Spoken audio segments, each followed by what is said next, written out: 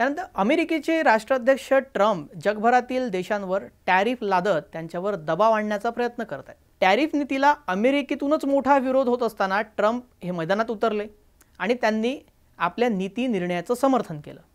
जे लोक टॅरिफचा विरोध करत आहेत ते मूर्ख आहेत।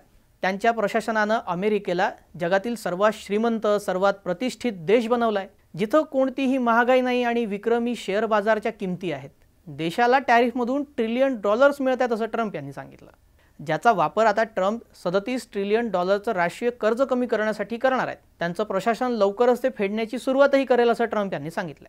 ट्रम्प यांच्या नेतृत्वाखाली अमेरिका जगातील सर्वात श्रीमंत आणि सन्मानित देश झाला आहे असं सुद्धा सांगायला ट्रम्प विसरले नाही।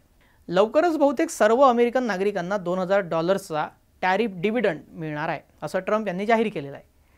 ट्रम्प यांनी प्रस्तावित टॅरिफ लाभ हा नेमका कशा प्रकारे वितरित केला जाईल आणि तो कधीपर्यंत मिळेल हे मात्र सांगितलं नाही।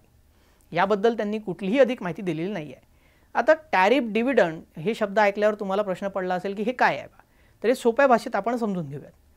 टॅरिफ म्हणजे आयात केलेल्या वस्तूंवर सरकार जे आयात कर लावते, इम्पोर्ट टॅक्स त्याला म्हणतात। जेव्हा एखादा देश उदाहरणार्थ अमेरिका इतर देशांकडून येणाऱ्या वस्तूंवर टॅरिफ वाढवतो तेव्हा त्या वस्तू महाग होतात आणि सरकारला जास्त महसूल मिळतो, म्हणजेच रेव्हेन्यू मिळतो।